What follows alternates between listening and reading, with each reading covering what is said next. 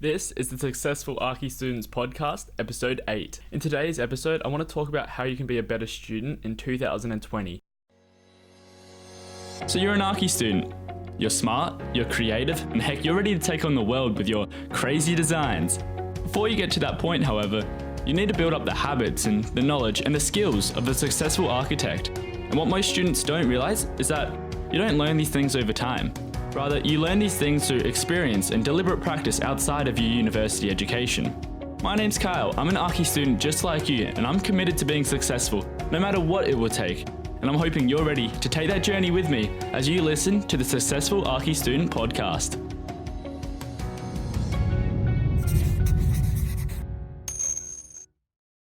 In today's episode, I want to talk about how you can be a better student in 2020. As you'd be fully aware of that, we're coming to the end of 2019 and a lot has happened this year.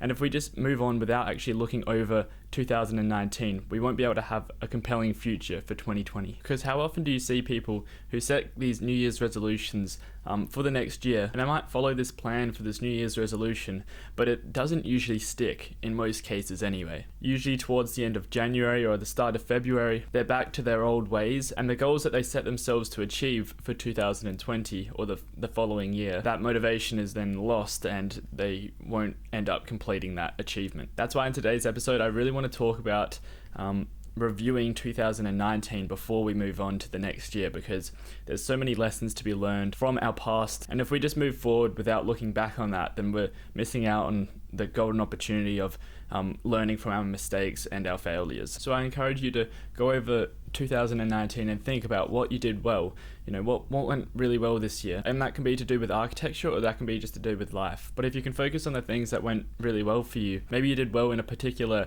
assignment or with a project you did, or maybe you've been attending a couple of events for getting your name out there in the world of architecture, or maybe you applied at a new job to do an internship or to work as a graduate and you got that job. And it's good to review over these things because then you can realize what you've done well and you can keep on doing these kind of things. However, it's even more important to look over the things that didn't go so well. Maybe you were lacking in some organization skills and you've fallen behind in the semester because of that. Or maybe you didn't get the grade you wanted in one of your projects because a particular thing happened which didn't allow you to do that. And if you've been following the podcast for a little while, you'd know that I'm all about learning from your mistakes, and it's great to make mistakes because they are a learning curve and it's the way we progress in life. And you should not fear making mistakes, but you should fear not having the initiative to look at your mistakes and learn from them. And that's why I think it's extremely important to look over 2019 before looking forward to 2020, because quite often we can set all these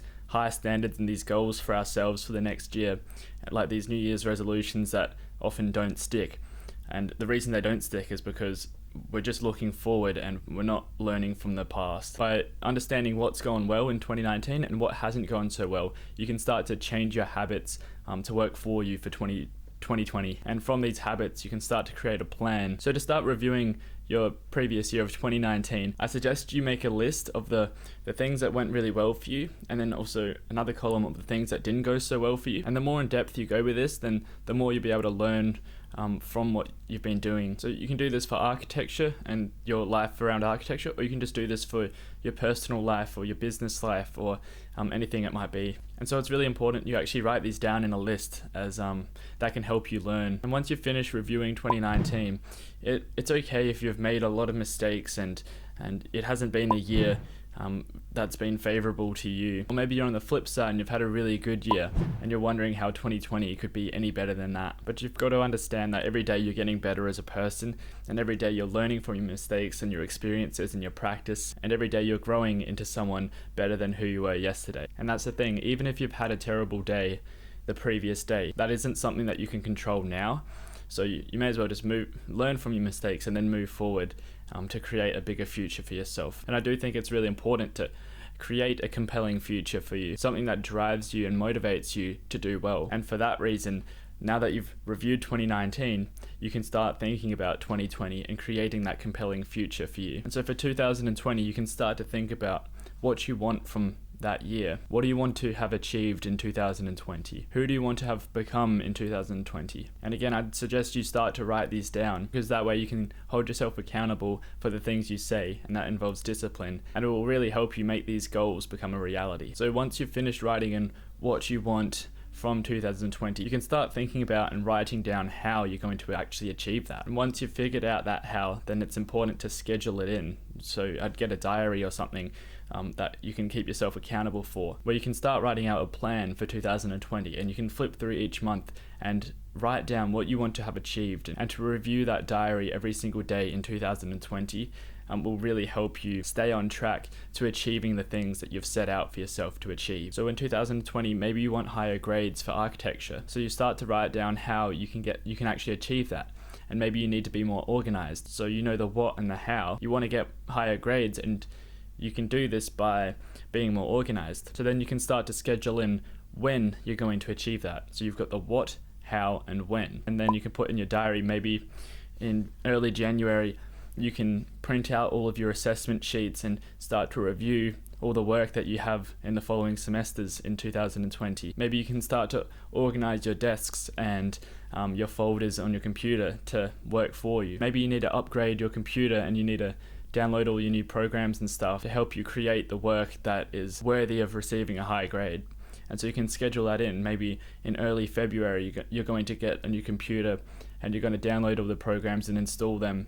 And by flicking through your diary every single day where you've written down goals for either weekly or monthly, that you can actually hold yourself accountable for the things that you've said you're going to do. So I really hope you found that helpful. It is important to review 2019 before you start setting goals for 2020, because then once you've reviewed 2019, you can realize what you did well and what you didn't do so well, and start replacing the habits you have now for the habits that you need to become who you want to be in 2020. I hope you guys had a great Christmas and had a productive 2019. I'll see you in 2020 in the next episode of the Successful Archi Students podcast. Hey guys, I just want to take a quick moment to say thank you for listening to today's episode.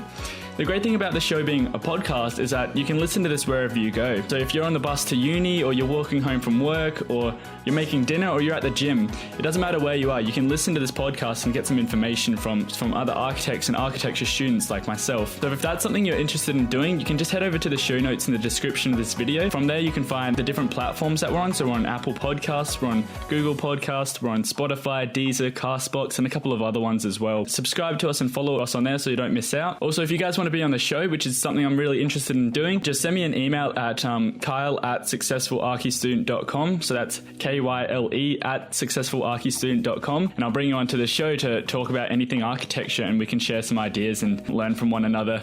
Thanks again, guys. I really do appreciate your support and all the comments that you guys leave. And until next time, I'll see you on the next episode of the Successful Archi Student podcast.